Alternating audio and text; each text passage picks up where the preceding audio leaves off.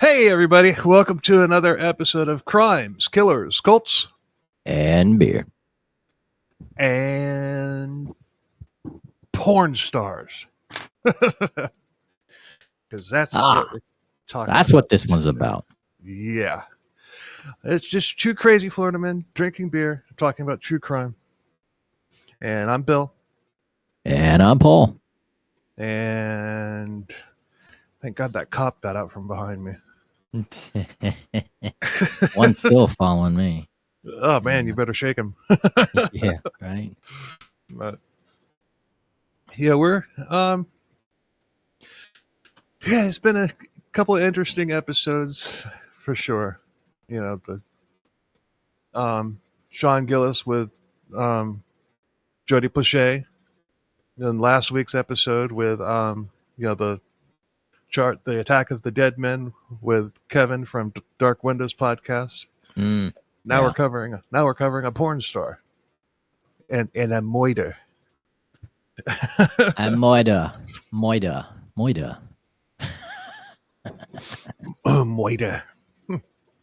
But I don't know. I couldn't find any other podcasts on this particular porn actress. There was one when a podcast that she was on. It was by two porn producers, and it was like right after she came, into the scene. Yeah, and it was just creepy. The way they were talking to her, it was just creepy. So I didn't last very long in that one. But anyway, you watch porn? Who has? I didn't ask you if you have. I asked you if you do. No comment.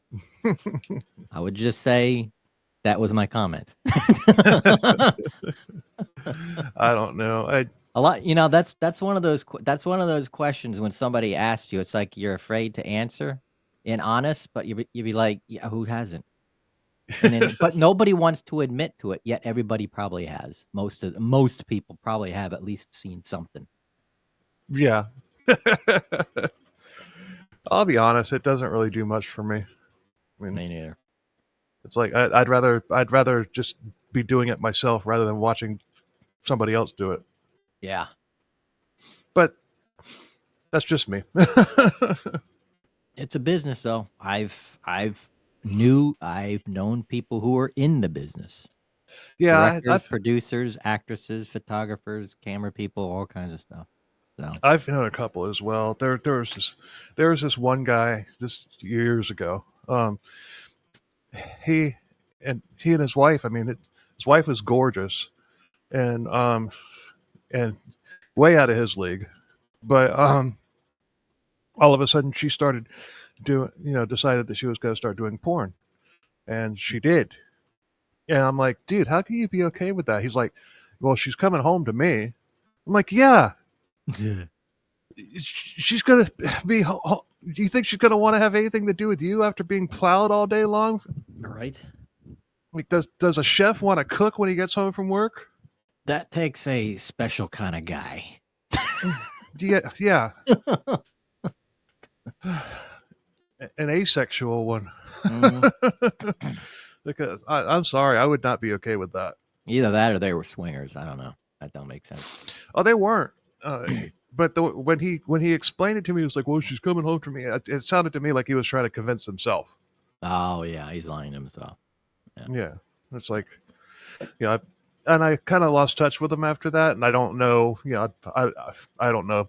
I don't know what happened to him. I'm guessing their marriage probably didn't last longer than 6 months after that. Yeah, that's just what I'm guessing. Yeah, because all the people that she meets in the business and stuff like that, there's people that are throwing money at her, throwing all kind of gifts at her, stuff like that, and she's tempted. Yeah, and no, I'm not saying there's anything wrong with being with somebody that was in the industry, past tense. Yeah, as long as they're not doing it when when you're with them. Yeah. But yeah, because like I said, once she gets home from work, she's not going to want anything to do with you. Oh, exactly. Yeah. So And, see, I'm not being judgmental or anything like that. I'm just saying. I'm just stating the truth. Would I date an ex porn star? Yeah, I would. As long as as long as she wasn't into drugs or anything like that. Yeah, I would. yeah, out of So, business, and you're like, all right, I retired. yeah, I mean everybody's got a past. You know. Oh yeah, there's skeletons in just about everybody's closet. Yep. So anyway, without further ado, even though that was on topic ado, let's get into it. Get it. Aubrey Gold was born Lauren K. Wombles on March 12th, 1997 in Dothan, Alabama. When she was 18, like on the day that she turned 18, she moved to Las Vegas with the hopes of becoming a star. And she did. A porn star. Mm. And she was semi-successful. Not, she didn't reach superstardom. She was no Jenna Jameson or anything like that.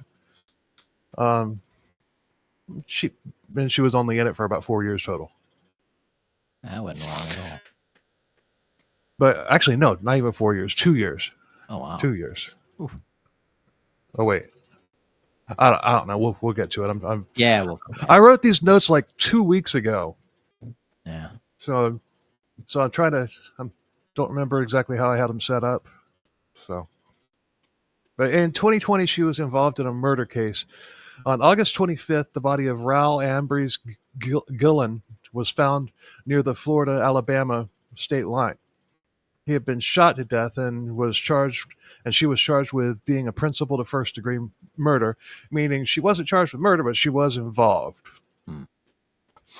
She took a plea deal and agreed to testify against her boyfriend, William Shane Parker. And she pleaded no contest to being an accessory after the fact to second-degree murder in October of 2021 and got 10 years in prison with 5 years on probation after release. Hmm. Primary source of the book is If Looks Could Kill, the Aubrey Gold Story by Kelly Roberts. I also used Investigation Discovery on Instagram, just a little bit of that because it had interviews with people who knew her before she left home. Now, the author, Roberts, has worked in the adult film industry since 1996 as a producer and a webmaster. She also became a consultant in adult entertainment. She's become an advocate for performers' rights, and she's led the charge to give people an understanding on what actually goes on in the adult entertainment industry. She also finds it extremely important to tell the behind-the-scenes stories and the human stories behind the performers in the industry. So basically, like behind the sticky bed. Yeah. Behind that dripping curtain. Yeah, kind of like behind the music. Mm-hmm. I would watch that. I would. Yeah, because those people, they definitely got stories to tell. Oh, yeah. All of Hollywood does too, and it's the business. It's the biz. But I mean, they just the stories that they can tell because this, I'll say right now, this particular case has less to do with Aubrey Gold's murder. The murder case that she was convicted in has less to do with that, and more to do with her experience in the porn industry. And it's this is more a look at the porn industry itself than it is a one-off murder case. Yeah. So I'm just saying that right off the bat. Different kind of episode than we've ever done, ever. But it is a really interesting story, and I found it the same way I found that book about the Canadian cult. I was just looking for something. I said, "Oh, what's this?" Buy now. Yep. So, Dothan, Alabama is a small town with not very many opportunities, and it's the type of town that most people raised there, and most of the people who are raised there have the goal of getting the hell out. And spoiler alert, Lauren Wombles did just that. Yeah. Good for her. Well, put a knife in that. Somewhat. Yeah. Either one or the other. Yeah. Left or right. Up or down. Aubrey's parents were very young when she was born, and their relationship was shaky at best. And her mother had been a stripper, which of course had a stigma attached to it due to being in such a small, ultra-conservative Alabama town. And her father was absent a lot of the time. She wound up being sent to a grandparents' house, and she got really close with her aunt, who was only 11 years older than hers. And so that was more like a sibling relationship that formed between the two of them. Hmm. She had problems at school.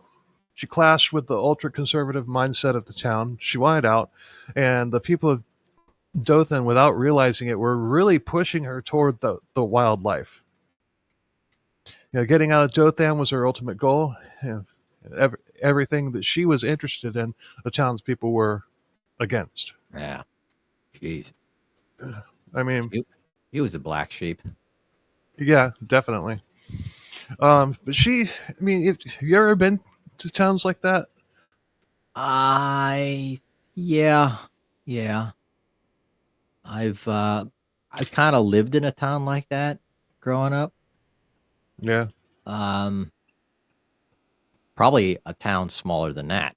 Wow. But I was so young. Just up in the Poconos. Didn't really know what was going on. Yeah, I didn't really know what was going on. But and I've been through some towns like that too. I mean, there's some towns like that here in the Lake County area of Florida and stuff like that that are quite small. Oh yeah, you drive up and down 27 or 17 or 301. You're going to go through quite a few of them. Yep. But Yep. especially that one up there north of Stark. Oh yeah. You're on 301, where the speed limit drops from 65 to 45. Mm-hmm. Yeah, because you've got I can't remember the name of it. you got Hawthorne and you've got Waldo. Waldo is yeah. really small. Yeah, but this place that I'm talking about is beyond all that. It's north of Stark. It's like it's closer to I-10. It's probably about Okay. maybe 15 miles from I-10. I But probably passed there when we were taking the airport drive after. the speed limit will drop from from 65 to 55 to 45 in a quarter mile, and police will sit there and wait. Because if you're in the 55-mile part, and you don't get down to 45 before you hit that sign, they will nail you, even if you're doing like 3 miles over the speed limit. It's like that on 301 going up to Stark. Yeah, from 95, 75, 95. Yeah. Well, that's what I'm talking about. 301. Yeah. But the whole way, it's like 75, 60, 45, 65, 45, 70, 45. It's like, what? Well, you're going through a bunch of different counties. They all got to get their money. Yep. Speed traps. Because Lord knows that that Dollar General is not going to provide income for everybody that lives there. No. But yeah, that's the type of town that we're talking about. Very small. But Aubrey began watching porn at 12 years old, and she thought that the industry could not only be her ticket out of Dothan, but into stardom as well. And it was literally Dothan that steered her into the life of a porn star. That was really young. Yeah, and we'll get more on that later on. Yes, I got questions, and we'll get to those later. Toward the end of the episode. When she was 16, a man approached her saying that he wanted to take pictures of her, but when he realized that she was underage, he gave her his card and told her to call him when she was 18. She told her aunt about this, and her aunt said that it seemed like this guy was talking about more than just modeling because of the fact that he told her to contact him when she turned 18. If it was just modeling, she could have done that with parental permission, as long as it was just teenage modeling and nothing more. Yeah. Aubrey said that she didn't care and she was going to get out of there and do whatever she wanted when she turned 18. So I'm sure that she put that business card in a safe for the next 2 years. Yeah.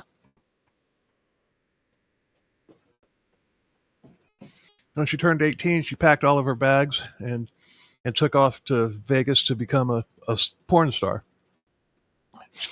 They were having her birthday party, her 18th birthday party in Applebee's, and she left after, they're singing karaoke and stuff, and she left like that night after her birthday party. Wow. She's got it all figured out. Yeah. She didn't tell anybody she was leaving, but she texted once she got to Vegas telling everybody that she was going to be in the porn industry. Her family quickly cut ties with her, and her departure shocked them, even though she had been talking about doing just that for a couple of years. She chose the name Aubrey Gold because Aubrey was her mother's stage name as a stripper, and Gold because, well, that's what her goal was. She wanted to be gold. But she quickly realized it wasn't going to be that easy. And the harsh reality set in, and she wound up not knowing who was genuine and who wasn't. And she was in over her head.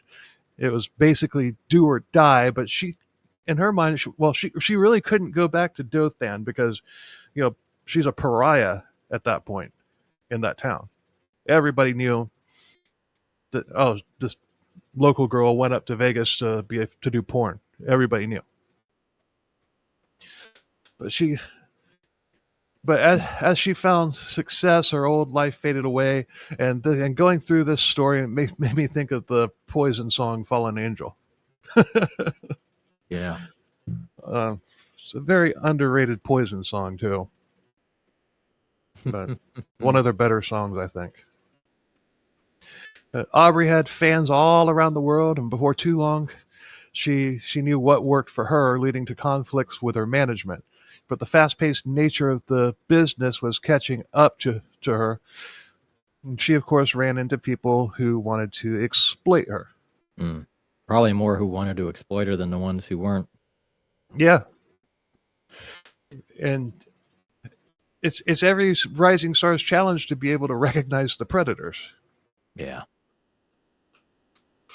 One thing about porn, a young baby face is a hot commodity. And it seemed like she was getting booked with legitimate companies, but looks can be deceiving. Porn had more aspiring actresses than they had roles, and lots of young women see porn as their quick passage to stardom, and OnlyFans was still a couple years away. But now with OnlyFans, women are able to control everything that they do, but it wasn't like that until very recently because OnlyFans is still pretty new. Yeah. This is where we get into like a breakdown of porn contracts, and I promise you, this is not boring. Yeah. Most of the time, when you're talking about contracts, it's boring. Like this time of year during football season, I hate reading news because all it is will Tua Tagovailoa get that $50 million a year paycheck? I don't give a shit. I don't care how. I don't care if you pay him $1 billion a year. Do I need to know about it as a fan? No, I don't. Nope. Just all it does is piss me off. It's like, I don't care how much these athletes make. I mean, if somebody comes, I was raised in the mindset as it's none of your damn business how much I make. Yeah. I mean, I can remember being at a job one time where I had just started. It was a restaurant. This was years and years and years ago. But I actually I got hired, and I started talking to one of the people that had been there for a minute, and I just out of the blue, just in line of conversation, the guy asked me how much I was making. And I told him, and I was making several dollars more an hour than he was. Well, he of course then goes and bitches to the manager, and the manager calls me in and reams my ass out for telling him. I'm like, I wasn't bragging to him. He asked me, and I didn't even think about it, and I just told him. I didn't realize he was using me to try and get a raise for himself. Eh, but yeah. providing he deserved a raise. I mean, did you have more Well, seniority? well, yeah, he had been he had been at that restaurant for about like a year, but he was also like 18, 19 years old. And at the time I was like 21 or 22 with a couple, with several more years experience than he had. Hmm. So of course they're going to pay me more than some kid Oh who yeah, just started out of high school. yeah. Huh. Anyway, hashtag, but I digress. But it was kind of on topic. It was kind of on topic because I don't care how much football players or athletes make. I don't care how much movie stars make. I don't care. But anyway, lots of companies would put their actresses in large houses, charge them rent that came out of their pay. It was around $35 a day, whether they worked that day or not. $35 a day. That's cheap for a hotel, but you know, well, well, we're getting there. Yeah. But it's $35 a day, whether they worked that day or not. Not to mention, in addition to all of their regular bills in everyday life, she also had to get health tested every 2 weeks at $155 a pop. Oh. So $310 a month just for that test out of her pocket, plus over $200 a week in rent. Uh, Yeah, so some women would dance in clubs, to get more income. But other women would find themselves with lower tier companies with people pretending to be legitimate producers who had ulterior motives. mm. And horny dirtbags who just want to bang a bunch of hot chicks. Yeah, pretty much. Legitimate production is used for commercial distribution, while these scumbags were shooting for, quote, private collections. These were fronts for escort services or worse. But these private collections ultimately wound up for sale online and appeared legitimate. And the only people who knew that they weren't legitimate were the legitimate companies. Is that are you Yeah. following what Yeah. yeah. Yeah. And also, when you say legitimate company, you got to kind of say that with an asterisk next to it. Mm-hmm. Because the entire industry from the bottom up is at least a little bit shady. You know, Yeah. until OnlyFans anyway. Yeah. Yeah. And we're going to get into that. But lots of Aubrey's work ended up on these sites where the actresses would be offered a flat rate for pay, and after that they wouldn't receive any portion of the money that the videos made. Mm. Aubrey's career was only 2 years, and she performed in 74 scenes for legitimate companies and around 50 for the shady ones. And the shady ones were the ones that she shot first mostly. And in those 2 years, she only made around $50,000 total, living in Las Vegas. That is way below minimum wage. Yeah, it is. Even then, I mean, this wasn't that long ago. 25K a year. Yeah, That's freaking that I mean, bullshit. somebody working 30 hours a week at McDonald's as a fry cook makes more than that. Exactly. Yeah. I'm Especially now, $15-20 an hour. well, Oh, God. I'm talking before This when is they were making like yeah. $8 an hour or whatever. This was when? This is what, 2017. Okay. Yeah, because I'm looking at a post here that she had posted in 2016. And it's like, what? So yeah, it's not that long ago. No. What are you looking at? It's Google. It's on Google. It was a Google search. I just put in her name, Google search, and it's a picture that was screen captured of her on, what is that? I don't even know what it's from. Scene 1, Episode 4, The Fall of Aubrey Gold. Yeah, I should have watched that too. Oh well, it probably has the same information. Yeah. Actually, this book probably has more information than that doc did. Yeah. This is literally, May 20th, 2016 was when she posted it. Oh, it's only got 449 likes. That's not right. 26. She posted it. Yeah. The fall of Aubrey Gold was Yeah. something don't add it. Yeah, it's from her account. Unless it's some Aubrey Gold /XX. I think it's an Instagram account or something. Yeah. I must have my years off because I was thinking she entered the business in 17. Okay, she entered the business in 2015. Hold on, 97 to 2007. That's 10 years. 8, 9, 10, 11, 12.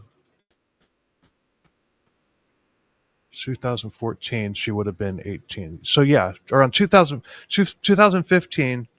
Okay, but now that makes sense.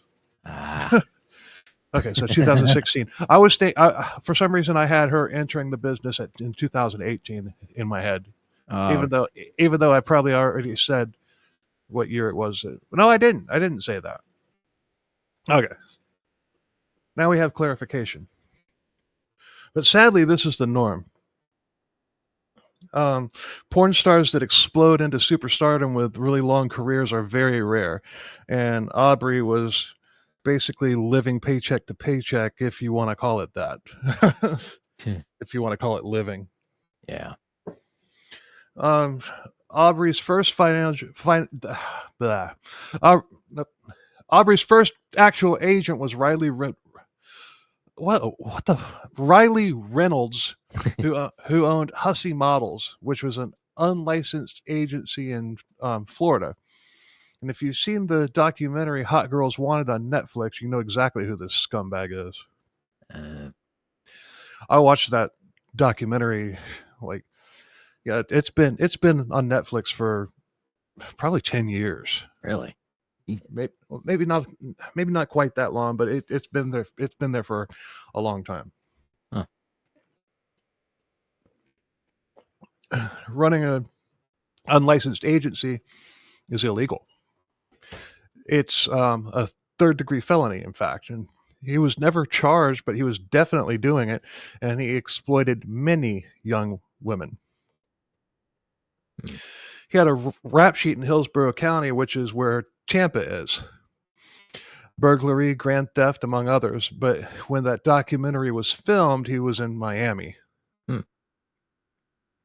He only wanted young women and referred to them as teeny boppers. He ran a pipeline of young women who he would work to death for several months and then spit them out. And his favorite quote was what? Every day, another girl turns 18. Yeah. Classy guy, huh? Yeah, that's a lot of class for you. Scumbag. Yeah. One girl, and this is just one of many, says that she was enticed with a Craigslist ad offering a free flight to Miami, and once she got there, her ID was taken, and by the time that it was over, she actually owed Riley money, and she was stuck in Miami, and she had to go to the authorities for help getting back home, and she backed out of it because she didn't want to do porn, which was never discussed until she actually got there to the house in Miami. Wow. Huh. They need to unionize. One of Aubrey's first bookings was with a guy who was beaten, or he was notorious for being extreme.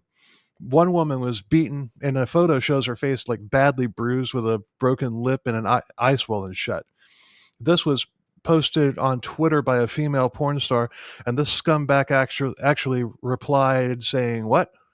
The industry actually hires me for all their abuse sites and pays me to beat bitches like you. They don't care to listen to you." Yeah. I'm not going to mention the guy's name. I'm not, or this actress that posted the picture. We're going to get to that why. But this guy has an OnlyFans page now, where he's not under any restrictions and he can literally do whatever he wants, and not that he was really under any restrictions previously, but now he's behind closed doors with himself, by himself. and a woman who may or may not know what she's walking into. So Jeez. I'm not gonna mention this guy's name.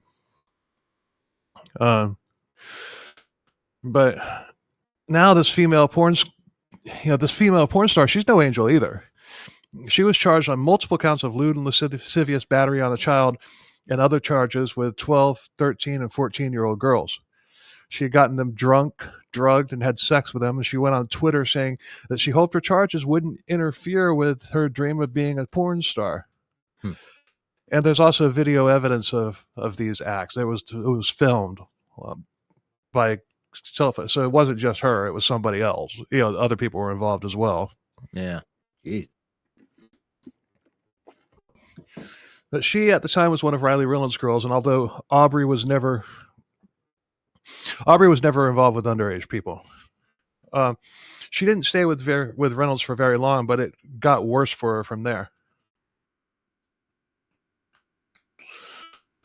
Next, Aubrey was with an outfit called VIP Connect, another non-licensed production company, this one in California.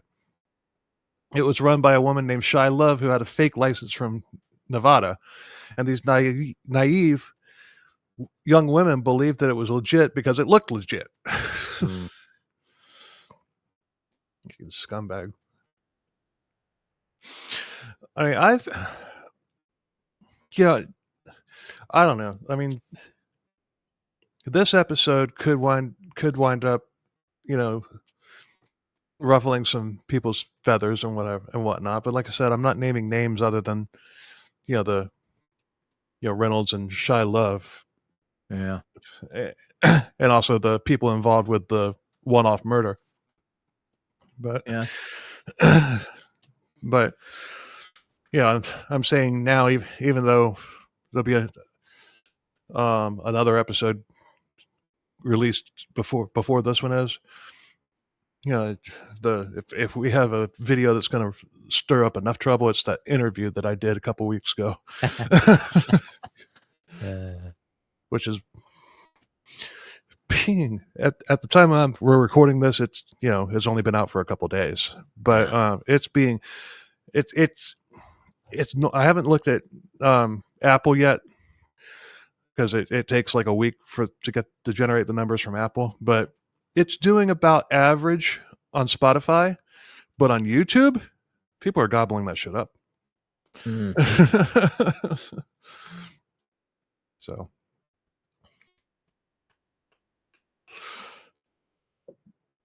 Aubrey wanted to get out of her contract with them, but they weren't getting her work, and she wasn't able to get many producers to work with her because she was she wasn't able to get many producers to work with her because she was a less than legitimate agent who had a lot of clients but didn't back it up. But Shy Love wanted $2,500 as a buyout fee from Aubrey when she wanted out, which later grew to $5,000. Oh, Aubrey probably hadn't even made that much from what it sounds like. Exactly. I mean, she wasn't getting booked. She flat out didn't have the money. And all she did was for Aubrey was mention her on her social media websites and with a few mentions on social media. Yeah, you're under contract, and I'll just. It's like one of these freaking influencers. They go. Hey, if you give me $10,000 worth of amenities at your 5-star hotel and restaurant, I'll give you a shout out on my Instagram page. Yeah, it'll be really good exposure for you.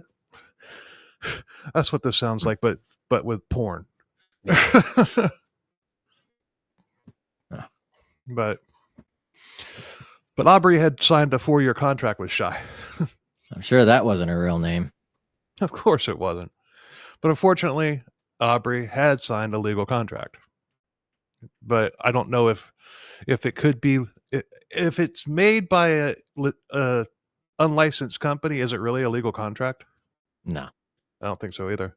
I think that she could have fought that. And I think she could have, any of the actresses, not just Aubrey, but any of the actresses in that situation could have fought that and taken that bitch down.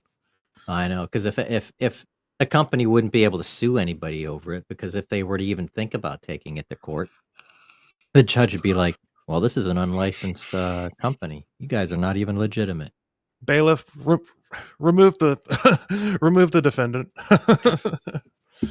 But especially, can you imagine if like 10 of these actresses or whatever just like joined forces and went after them? She'd be Shia Love be done Yeah. like dinner. Yeah. But this kind of makes me think back to the John Robinson Slave Master episode, number 75. Todd and I had a discussion on just how legal these slave contracts were. Hmm. Different. This is a business contract. It's legal. Well, kind of. As far as they're concerned, it's legal based on what we just talked Yeah. about. And like in real estate, uh, nothing is enforceable unless it's in writing. Right. But these slave contracts that John Robinson had were basically these master slave contracts, Hmm. where it's basically, I I think those things are just part of the humiliation and domination of the sub. Yeah. But so basically, like, so if somebody signed a 1 year contract with, to be somebody's sex slave for like a year, and a month into it, they decided to, they didn't Hmm. want to do it anymore. Could the master then take her to court and saying, hey, she's breaking her contract here? And that would get thrown out of court. Yeah. That's the discussion that Todd and I were having on that episode. That would get thrown out of court. Hmm. But it's still fucked up though. Yeah.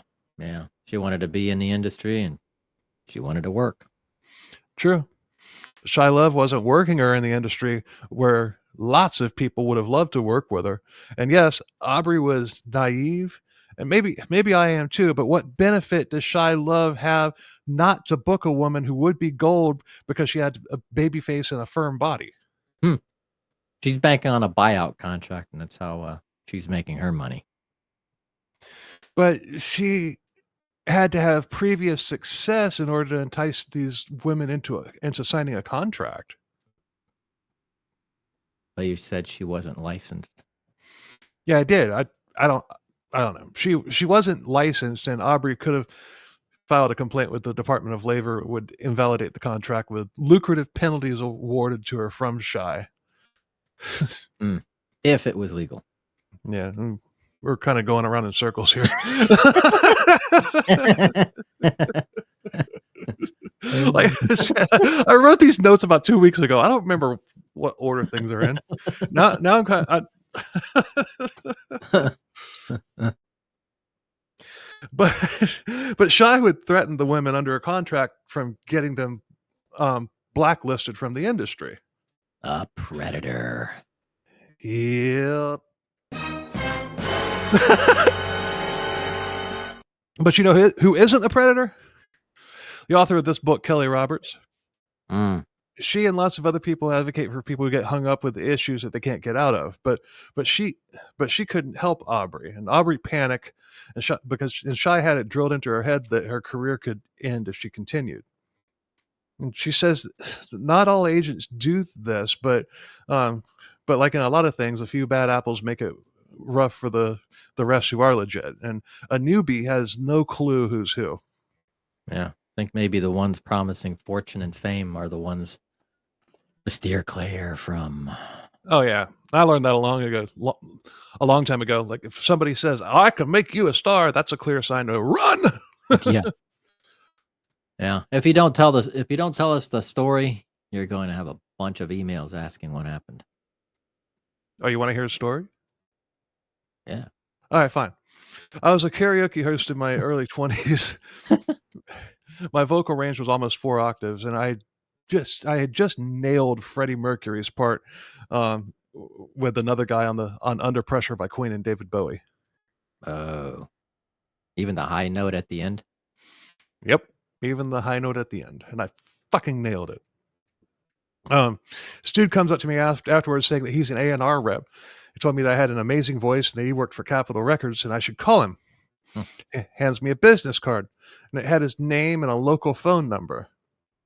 He was a local auto mechanic. And I asked him why he was handing me a card for a local auto shop rather than a Capitol Records business card. And he told me that he was out of Capitol Records business cards. Of course he was. Yeah. That's all bullshit. He then told me, I can make you a star. And I told him to fuck off, and he fucked off. He left after he finished his beer. But for shits and giggles, I called the number on his business card the next day. Yeah. It wasn't even a cell phone. It was a landline. And the call was answered, blank and blank auto repair, or whatever. I don't remember what it was. But I asked for the Capitol Records A&R rep who worked there, and I gave them his name. I'm sure that went over really well for him. Oh, man. And I never heard from him because this chucklehead didn't even bother to take down my name and number. Yeah, see, that's the thing is what good did that do him? You know, what type of it's like, what was the motivation for that? It's like he just wanted to make an ass out of himself. I think I don't know.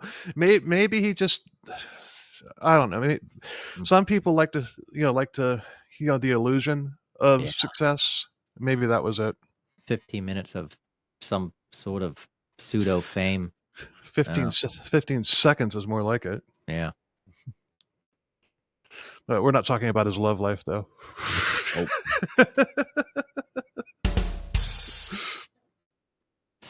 But these chuckleheads don't care about anything but themselves, and these stories like Aubrey's are all too common. And once again, I go back to Poison's song "Fallen Angel." Want me to sing it? No. All right, fine.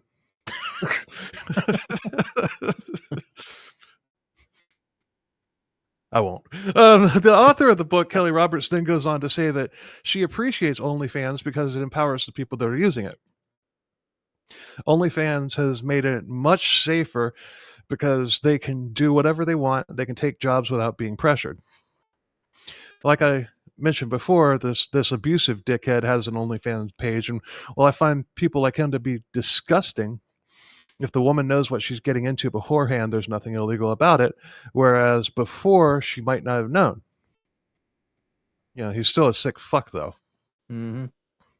If OnlyFans had existed when Aubrey got into the business, she and many others wouldn't have been exploited. The porn agents no longer have control because now the OnlyFans performers can do whatever they want to on their own terms and make really good money while doing it. That's a union. Yeah, kinda. It really is kinda. Well, I mean, it's the idea. It's not an official union, but it's the idea of a union collectively. Like, yeah. It's an in-house collective union. It's a bunch of free agents, and OnlyFans is basically the union. Yep. Yeah. Okay. So OnlyFans is a union. Just a matter of time before somebody finds a way to fuck that up too. Right. A politician want to get involved with that crap. Yeah. Or I don't know. You'll have these producers contacting things. Hey, I can get you. It'll be like these podcast promoters that contact us all the time. Mm. You want I know. Yeah. You want podcast promotion? I can promote your podcast 100% organic. Content. Yeah, like you've got 20,000 people just sitting there waiting for your next recommendation. Yep. Bullshit. But that probably already is going on with these OnlyFans performers. They've probably got people contacting them. Hi, I really like your work, and that's kind of creepy. Just saying, I never understood people that would go to like autograph signing sessions for a porn star. It just seems creepy. That is creepy. It's like, I really like watching you suck that guy's dick. Yeah. Now, unless they wrote a book or something like that. If they wrote a book, that's one thing. But just going on tour, going on tour in strip clubs or whatever, just say, "Oh, come see Betsy Big Boobs at you know," Yeah. and and yeah, I'm a really big fan. I spank my junk to your videos all the time. It just seems creepy. Yeah, that's a whole different world of awkward. Yeah. I mean, more power to the porn stars that can do that though. More power to it. There's this punk band that I've actually kind of been part of several times over there. It's been around kind of for since the '90s, off and on. Called Scurvy the Clown. Hmm, They're crazy comedy punk band, yeah. but but they have a song called "I Want to Be Ron Jeremy," Yeah. and Ron Jeremy went on. And it's not. It's talking about how he's revolting and disgusting, but but he's got all these gorgeous women and Yeah. everything. So it's kind of like poking fun at Ron Jeremy, but still giving him accolades. Uh, Well, he went on the Monsters in the Morning one time when he was doing one of these strip club tours, and he was advertising for an appearance that he was making at Bare Assets in Melbourne, yeah. and and he somebody called in. I remember because I was listening to this, and I was actually roommates with one of Scurvy's band members at the time. But but I was listening to the radio broadcast, and somebody called in and said, "Hey, there's a local band here called Scurvy the Clown. They have a song called 'I Want to Be Ron Jeremy.'"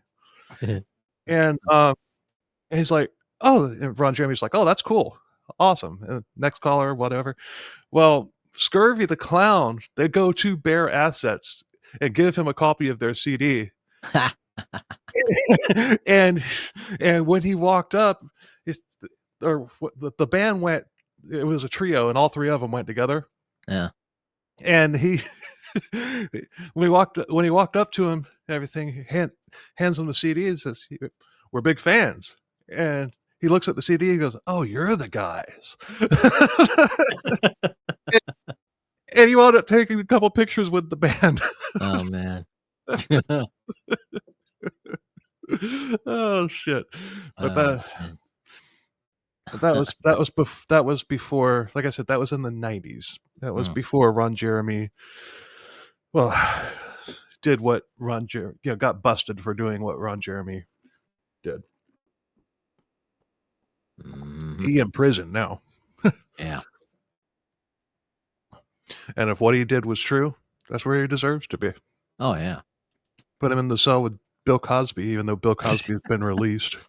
Yeah, he's been released. Like, yeesh. But he's not much of a threat to reoffend either. He Yeah. probably won't. He probably won't even make it another 5 years. Oh, yeah, and the guy's losing his eyesight, so Yeah. mm. So anyway, hashtag. But I digress. Although it was relevant digression. Yes, all relevant. Yeah. uh, Many of the people under contract with Shy had similar experiences. There are multiple tweets on Twitter, calling for performers calling Shy out for doing this, and many calling her a female pimp who would um, throw her performers away for nothing. Mm, And Aubrey had basically become a quote assistant to a rich old man, an escort. mm. He was exploiting her, and he wasn't paying her much of anything, but every little bit helped, right? Oh, yeah. She literally wasn't making anything at this, any money at this point, and Aubrey wound up driving into a pool of alcohol to cope. And Mm. but as usual, this coping mechanism just made things worse, and she was trapped. And I mentioned the fees that were extra that they had to put up, and there were a lot more. But this is what every porn star has to do, and why it's vital that why it was vital at that time to be with a legitimate agent who's going to get you paid. Every performer has to have a fresh health test in hand at the start of a shoot, like less than a week old. Hmm. They have to um, they have to provide their own clothing, and that's another expense. Yeah, I can imagine that. Jeez. Because none of these producers provide wardrobes. Sanitation. Gotta be sanitary. Yeah, thought the Good point of thing. thought the point of porn was not to have a wardrobe. Yeah. Yeah. Um, yeah, there's so many lingerie, depending on what the shoot, yeah, Oh depending on yeah, what the shoot is. It's like, good God. You can wardrobes. imagine how big that wardrobe is, all different sizes. Oh, no kidding. A freaking warehouse. But wardrobes are for the lead in the story. You know, the pizza guy shows up. He bought that outfit. The lonely housewife in the robe with lingerie under it. She buys that outfit. They're expected to show up ready, meaning to have their hair and makeup done. Once again, they have to pay to have that done as well. Mm. They have to fill out forms, lots of them, making it legal. And even the non-legit performers do this to cover their own asses, although I'm sure it's less detailed. Yeah. but but the paperwork takes hours. Paperwork isn't exactly an aphrodisiac. No, it's not. Like, buying a new car just makes me so horny. Right? Give me some more paperwork there, car guy. Right. Oh, give it paper to me. I even like it when I get an occasional paper cut.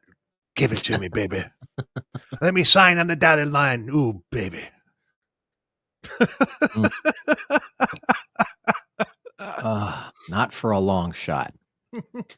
No pun intended. Well, yeah, maybe that was a pun. A long shot.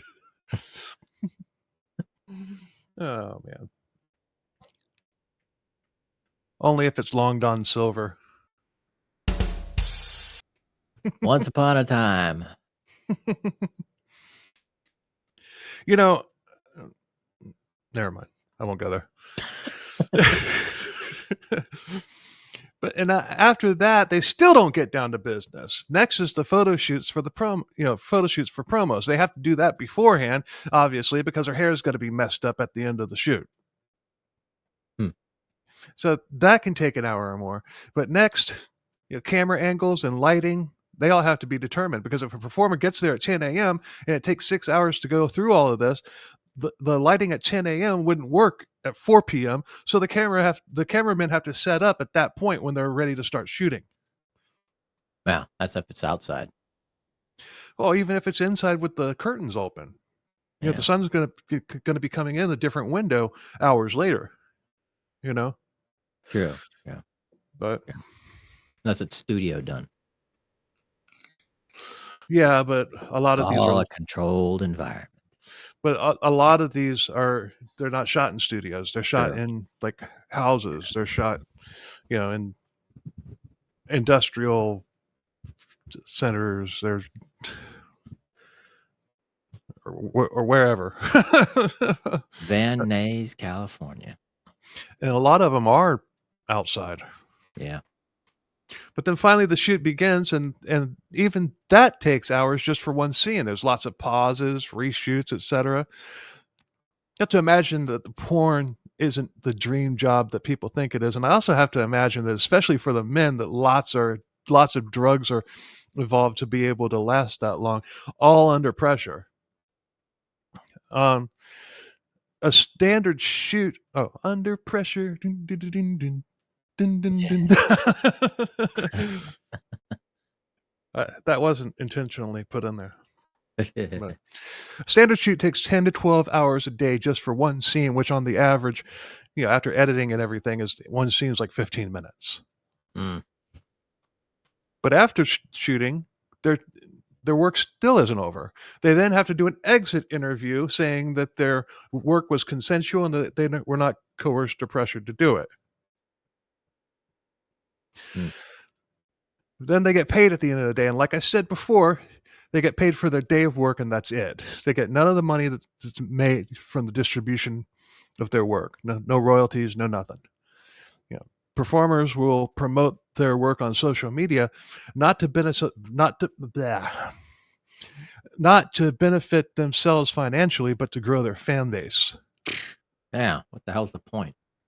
The point is, the bigger their following, the more money they can ask for when negotiating their work. So OnlyFans really has given the performers control of their own careers. Yeah, and I mean, so if you've got an actor or an actress with, say, 100,000 followers, she's going to get paid more than that actress that's wanting to book the same scene, and she only has, say, 500 followers. Because that means more money for the for the company, because all her 100,000 fans are going to buy whatever scene that is. Yeah. But you're right, OnlyFans really has given the performers control of their careers. They're their own agents, basically. And I'm sure that the agents and producers from a couple years ago absolutely hate OnlyFans. And remember, Aubrey Gold made $50,000 in 2 years, and that's it. Minus all the fees. Yep. And under the rates of just a few years ago, females made from $400 to $800 for a girl scene, $600 to $1,000 for a boy-girl scene, $1,200 to $1,400 for anal. Now take away 10 to 20% paid to the agent, $310 a month for STD tests, the cost of living, the cost of travel, from to and from the sets, Uber, wardrobe, hair, makeup. Most of these performers would do 5 scenes in a month, and that's a good month, 5. Aubrey was a young new hottie, and that's about what she was working during her 2 years in porn. At the most, maybe 5 a month. Yeah. One thing that the author Kelly Roberts points out is that Aubrey's IMDb page says that she starred in 32 films. Like I said before, she was in over 120, and she found it important to report in her book what Aubrey actually did. So she had a lookalike? No. You've captured their stunt doubles. Right. I didn't do that. Oh, it's been a long time since I've dropped a Spaceballs reference. Man. I don't even think I've done one since you've been on the show, but that used to be like a regular thing, like at least one per episode. Yeah. It's been a long time since I've done that. Those stunt doubles were funny as shit. Yeah. Combing the desert. We ain't found shit. Oh, God. That Discovery doc that I mentioned in the beginning was also reported that Aubrey's royalties were withheld as punishment for drinking on the set. That's not true. Because, as we've mentioned, they're paid a flat fee at the end of the day, and they don't get royalties. Mm-hmm. That's a pretty glaring, mistake for IMDb. To say that they actually get royalties when, just do a little bit of research. You would know that that's not true. Yeah. I mean, she might have gotten sent home from a shoot and lost a day's work because she showed up drunk, but nothing was deducted from her royalties. Yeah. But,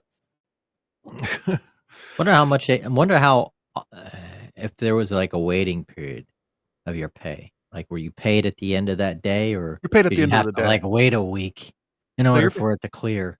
You're paid at the end of the day, and it's probably not cash either. So that means you're getting taxes taken out on top of it, on top of everything else. That's bullshit. Because they're not gonna, if you've got a scene with Betsy Big Boobs in it, with Larry Limp Dick, um, then if you've got that scene on your website, then it, the date that it was uploaded is going to be on that website.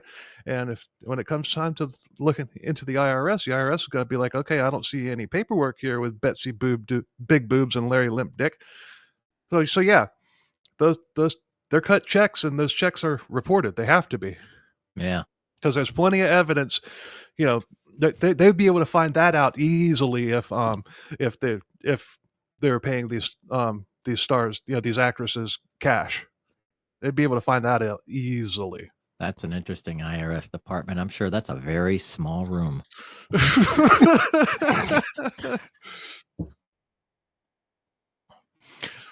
That's where Larry Limp Dick worked. Oh my God, I can feel it. There's a new character coming. Larry Limp Dick. Oh man. He and Betsy Big Boobs. Well, I can't do. We don't have a woman on the show, Yeah. so I can't do Betsy Big Boobs, but I can do Larry Limp Dick. Yeah, or Nathan No Nut. I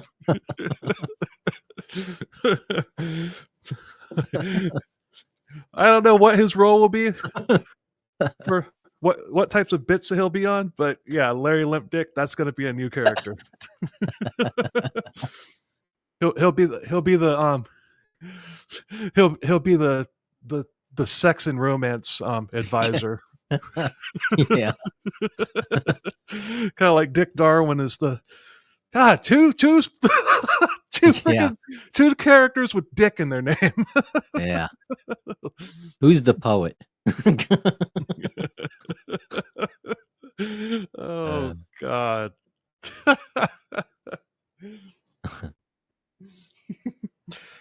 Larry Limp Dick. But Aubrey was liked by her co-stars.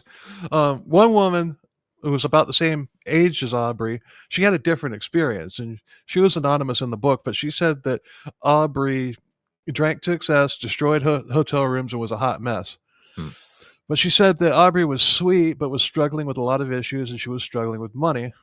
And the money that she did have went to drugs to numb her pain. So she broke down a lot, according to another actress.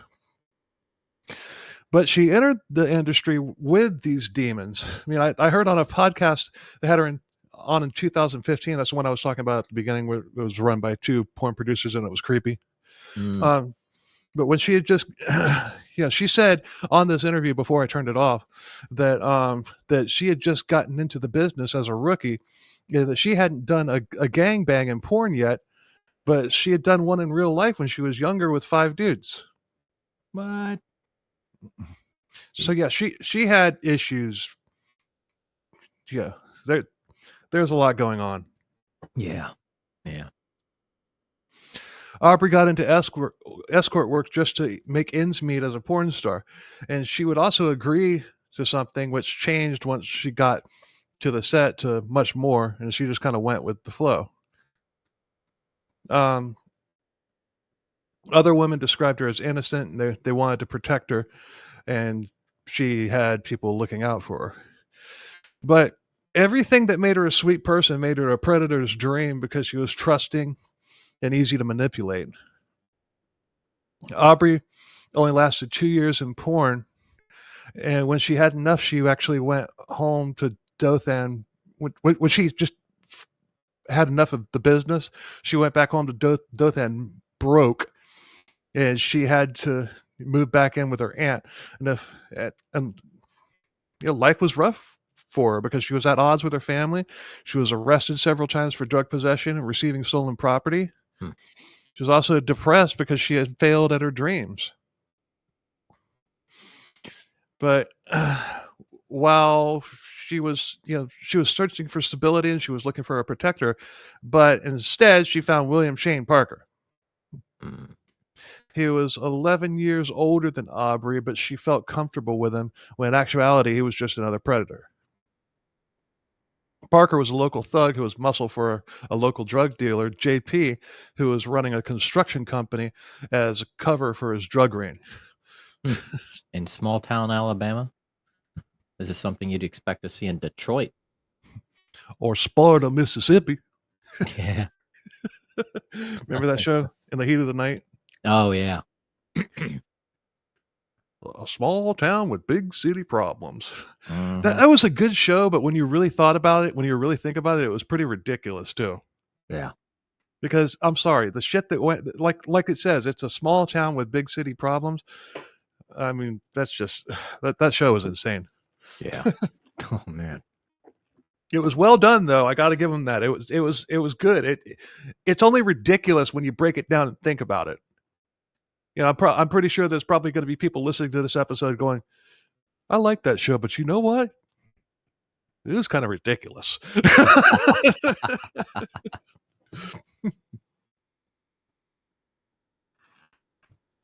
Actually, JP and the construction company were JP and the construction company. That sounds like a freaking um, Village People cover band. Yeah, done it. Yeah. But they were in Graceville, Florida, which is just across the state line, and about 12 miles south of Dothan. They actually met on Prison Tender. Ooh.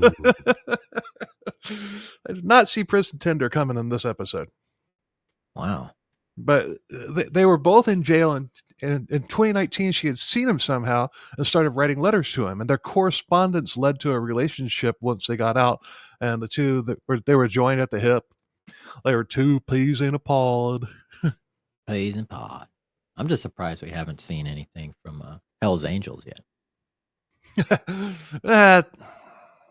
No, if a biker gang would be involved, it would be like the Latin Kings. Mm. Or is that a biker? Is Yeah, that a bike gang? Yeah, I think Or so. or is that a street gang? It could be both. Who knows? Yeah, it might be a little bit of both. Yeah. Yeah. Anyway, it would be a Latino bike club. Hmm. The upcoming murder victim, Raul Ambries Gillen, had also met Parker in jail, and they became friends. And Parker got Gillen a job with the construction firm. I actually forgot this story ends in a murder. Yeah.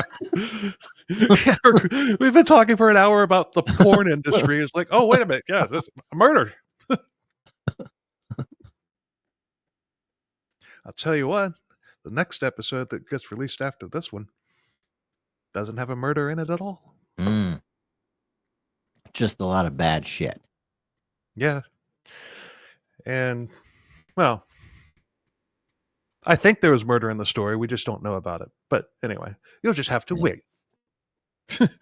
You, Paul, only have to wait a couple hours. Everybody else, they got to wait for a week. Yeah. I mean, we didn't always have to, add a murder into any of our episodes. I mean, it's called Crimes, Right. Killers, Cults. Right. Exactly. That covers the entire spectrum. Yep. I'm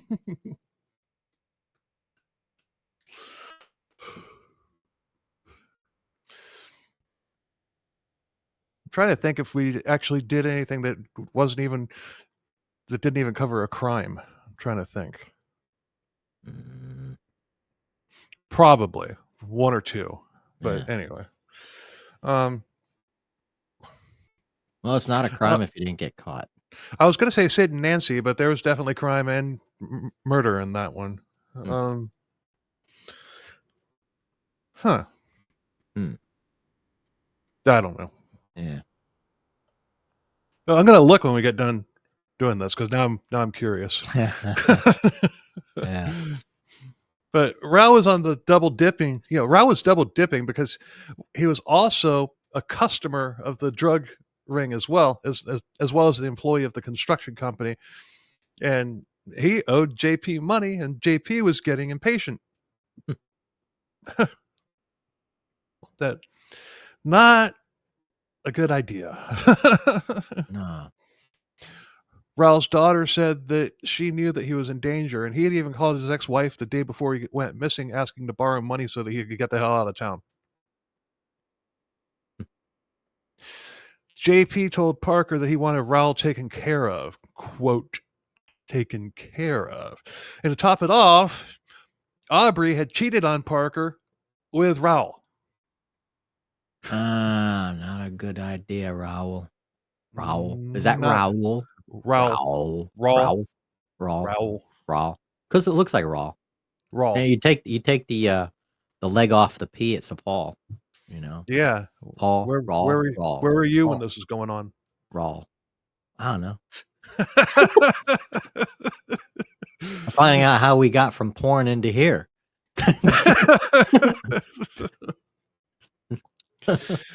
Okay, let's get back up to speed here. William Shane Parker and JP were not only associates, they were also like brothers. And Parker was muscle for JP, and he loved the position. If you love what you do, you'll never work a day in your life. Unless what you love to do doesn't pay. Yeah. You're going to be working a lot.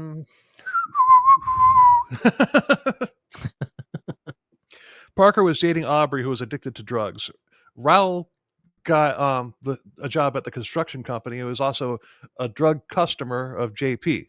Raul also banged the girlfriend of Parker, the drug dealer Muscle. JP wants Raul gone, and Parker, who was angry at Raul, jumps at taking the hit. So you follow?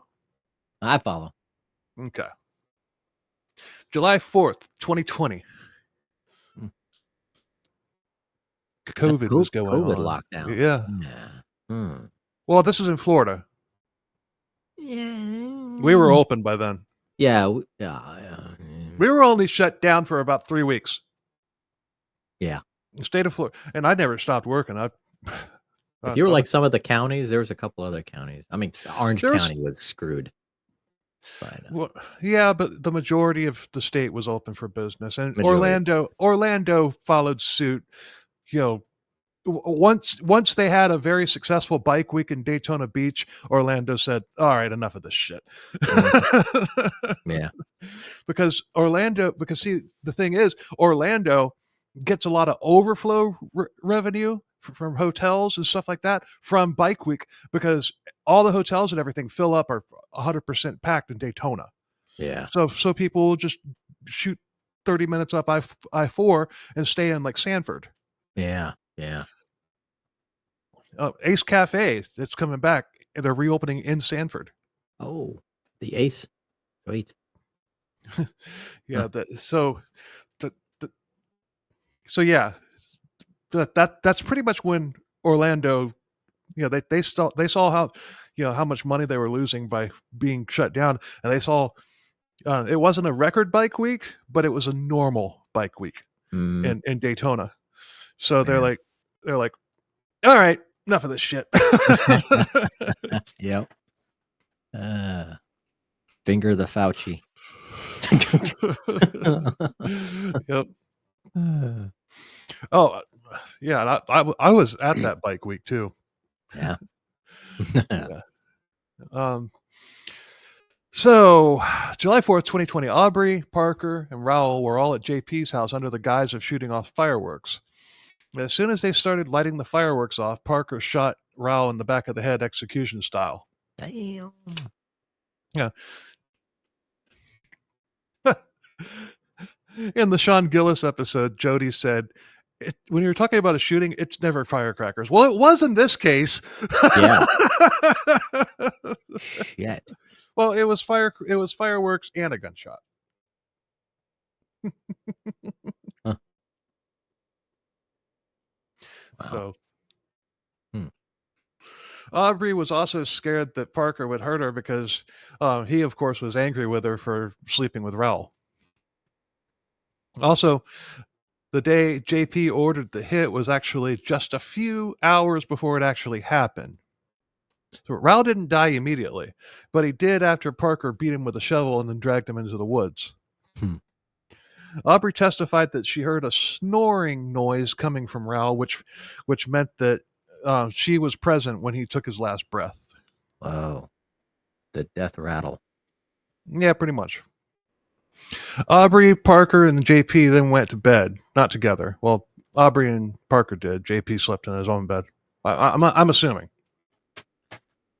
The next day, Parker wrapped Raoul's body up in a tarp and buried it in a shallow grave. A month later, JP contacted another friend of his, a guy named Joseph, asking him for help moving the body. Joseph said, fuck that, and he contacted the police and he brought them to where Raoul was buried. Wow. When asked why Aubrey didn't come forward, she said that Parker was her boyfriend and she was pregnant with her child. That and Parker threatened to kill her if she said anything. There's no information in the book on what happened to the baby, so she may not have been pregnant and was just saying that. Yeah. Because I'm pretty sure that she's in prison. I'm pretty sure she gave birth while in prison. That would be part of the story. True. There'd be a record. I could be wrong though. Yeah. I'm just saying it wasn't mentioned in the book. But Parker was sentenced to life without parole. Aubrey was sentenced to 10 years plus 5 for probation, or plus 5 years probation. Although she got the 13 months that she was in jail prior to the conviction taken off. So she had time served. She has to serve 85% of her sentence, so she could be released in 2029. JP was JP was charged with accessory to second-degree murder with a firearm after the fact and conspiracy to commit first-degree murder and tampering with a witness, and he got 20 years. Aubrey had testified against both JP and Parker as well, so we'll have to wait and see what happens to her, and hopefully she straightens herself out in prison, and hopefully she'll be able to have a good and peaceful life once she's released. So, if she doesn't go through all she went through in porn, does she still wind up on drugs and in prison for her part in the murder? What do you think? I don't know. It all depends on that judge. She was. Oh, I'm saying if she hadn't gone to porn, do you think that she still winds up with Parker and by extension getting involved with a murder? No. I think I don't know, because she had her demons before she turned 18 too. Well, so, she started watching porn at 12. Yeah, and she was probably doing drugs before she turned 18 as well. So I gotta wonder, something had to happen to her as a child. So I mean, her father skips out very young. No, he didn't abandon. He was just gone a lot. Just gone. Yeah, gone a lot. He might have been an over the road trucker or something like that. Yeah. It really didn't say, but still something had to have happened. Yeah. Just, or it could have been the people she knew. That's another thing. Did she choose to watch porn at that age, or did she have a friend that got her into it? Don't know. Well, her mom was a stripper. Yeah, but her mom was on the straight and narrow, it seems, because she was always at odds with her mom, because she's wanting to be wild and her mom is not. So it seems like her mom was wanting to kind of go on the straight and narrow and get straightened out. That's what it seems like.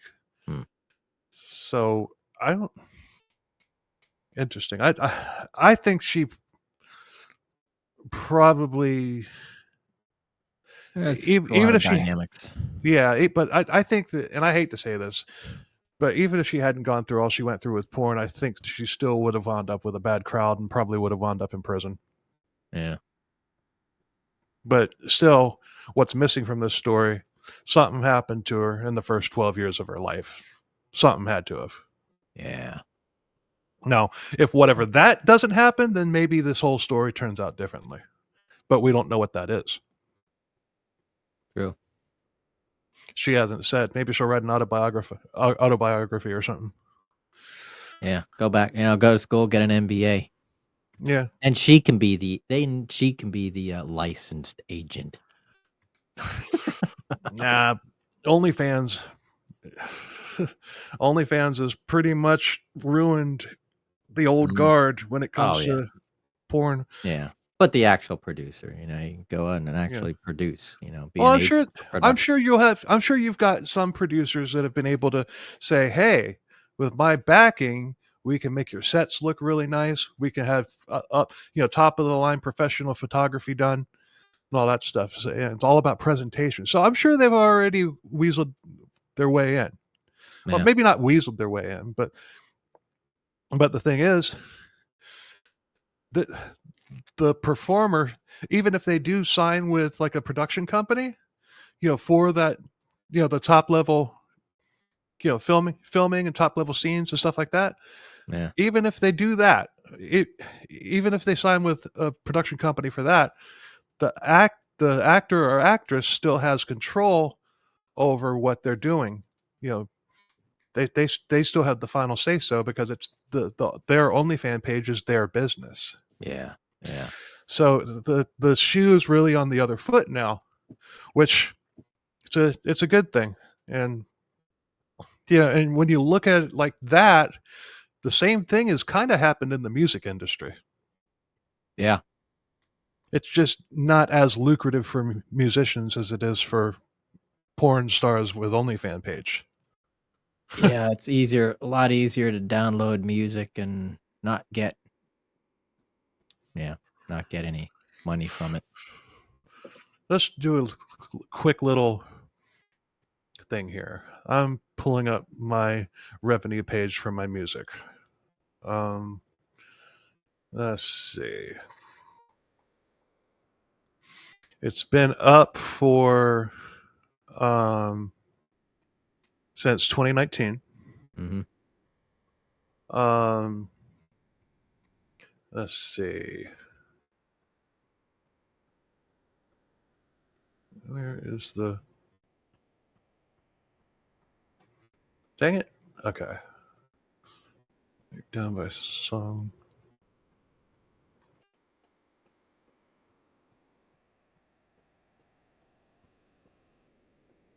I have about total, and these numbers are from 3 months ago because it only updates every 3 months. So it's not going to show the bump that I got when I released the episode of songs that have been used on the podcast. I have 33,000 um 496 listens total. Mhm. I've made $33.65. Phew. Yeah. So, but that, like I said, it's probably gone up considerably because the the music episode that I released was pretty well received. Yeah. But it's not gonna be if they only listened to the episode but then didn't go to Spotify and check out the rest of Yeah. it. So, but I don't care. I mean, my music's out there and 33,000 people have listened to it. Yeah. So hey, uh, I'm good with that. It's Yeah. better. It's better than practicing in a 120-degree warehouse and 3 nights a week and then loading up going Oh, I know. going to gigs Shit. just to make $100 to split between four people. Mhm. And then have to pay sometimes bars give the drinks out, so Yeah, but it's still, I mean, I had this one guy from Tampa contacted me about my music, and he's like, man, we our singer just left, you want to join our band? Like, I like your music. I'm like, would we be using? Yeah, I kind of saw where this was going. I mean, I don't have time to be in a band right now anyway. This yeah. was a couple years ago, but I kind of saw where this was going. So I'm like, "Are you using my music? Yeah, we like your songs. I'm like, okay, well, what's the name of the band gonna be?" He's like, "Well, our name is so and so." I said, "But you want to use my songs? Mm. My songs are already up on Spotify and everything under my name." Yeah. So Mm. Wow. just like, I want to use your Yeah. material, but put it under our name. No. Not gonna do it. Wouldn't be prudent. Nope. Oh. Hmm. Anyway, that was an interesting episode. Yeah. Yeah. For everybody out there, it might be the most awkward episode to listen to, but hey, you can imagine what it's like doing it. Yeah. I mean, Paul had to take a break during a scene that we cut out and everything. He came back and he had some sweat in his forehead. Oh. Rosy palms. I'm kidding, everybody. I'm kidding. So, anyway, Yeah. thanks a lot for listening. We appreciate the hell out of it. And Paul, go ahead and say the goodbye stuff because you're better at it than I am. Please like, comment, share, and don't forget to listen to wherever you listen to your podcasts. Over and out. Until next week. Later. Later.